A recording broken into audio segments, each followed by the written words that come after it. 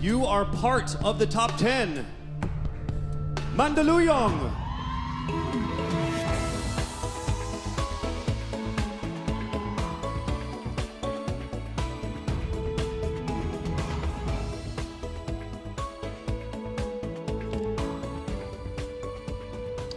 Hello, good evening. How are you? I'm so happy. I see you have some, yes. They're my relatives. Does that feel weird to have your head on a stick? It does. It's the first time for me. Okay. As someone who had to overcome insecurities yourself, how does beauty pageants affect body image or self-esteem? It actually uplifts my self-esteem because as a very private person prior to this,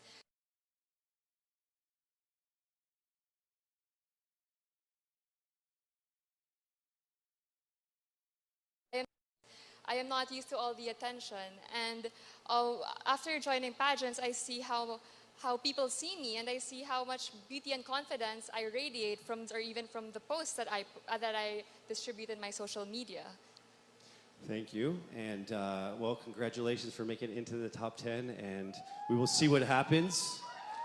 Make some noise for Mandaluyong. Thank you.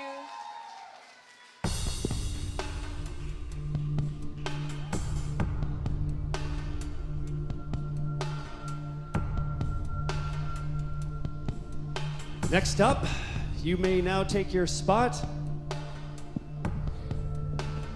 Cebu Province.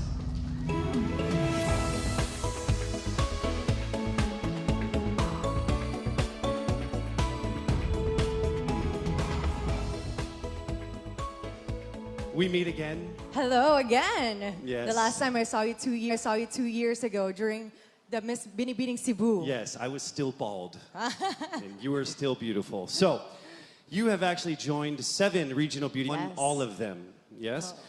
Being a so-called undefeated queen, what insecurities do you have, do you still struggle with to this day? The word unbeatable or undefeated is such a big word. Probably I'll go with the word bless, I guess. I'm just really grateful and thankful for everything that I've received in my life, all success that I've achieved. Being a beauty queen, being a model, I also have insecurities, I have imperfections, and I know how it feels to be in a boiling pot.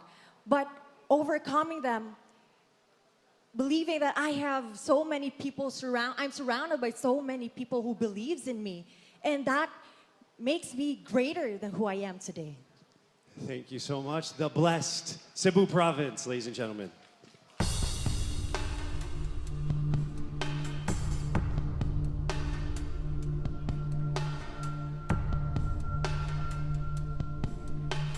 Heading to the next round, we have Laguna.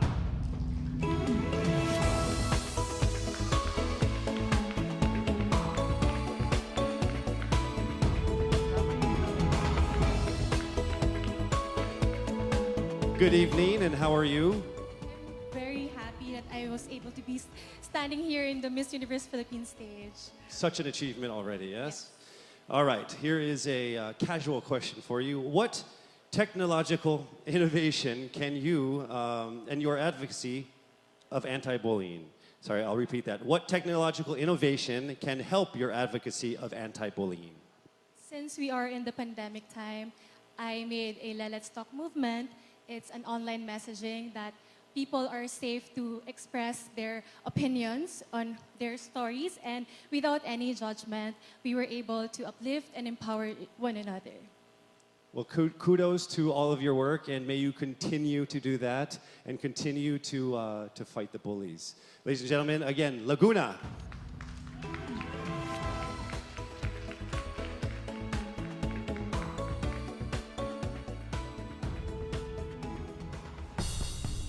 Also advancing into the next round, Masbate.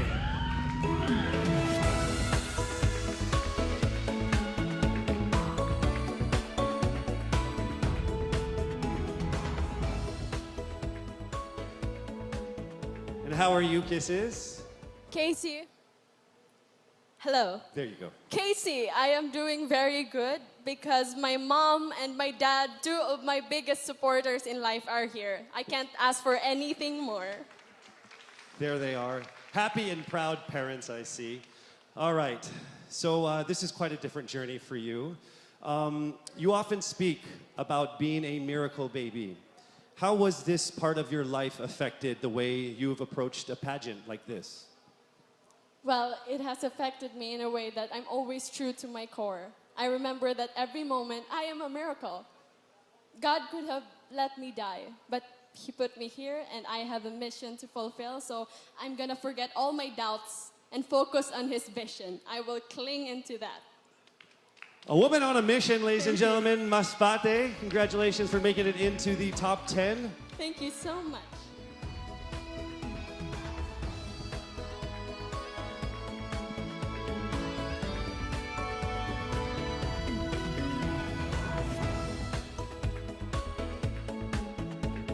And the 5th spot goes to Cavite.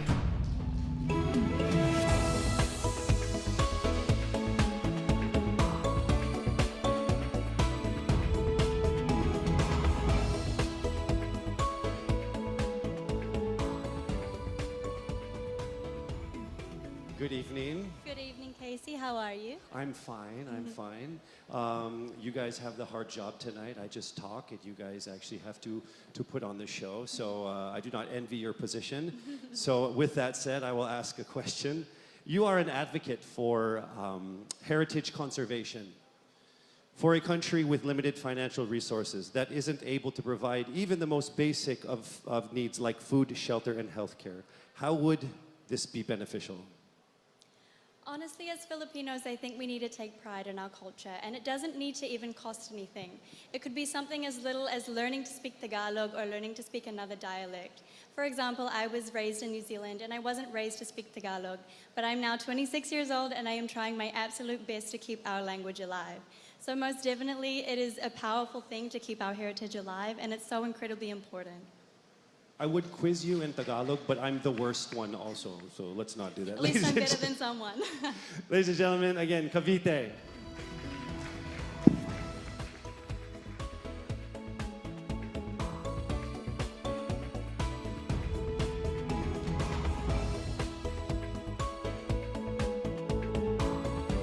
The next slot is saved for Albay.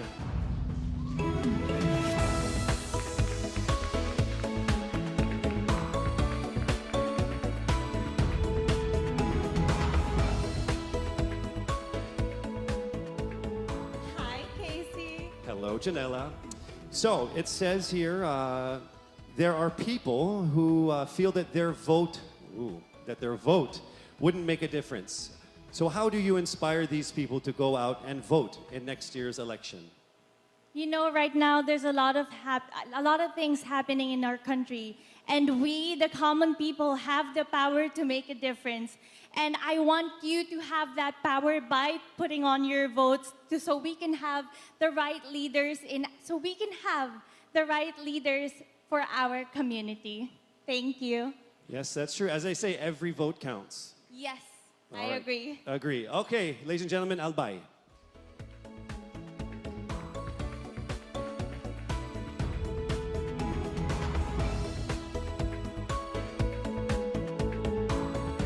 Only 4 names are on the list. Congratulations to Taguig.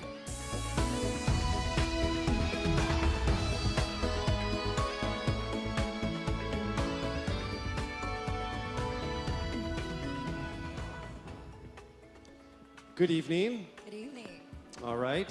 It says here that in your interviews, you often talk about your mother and your grandmother.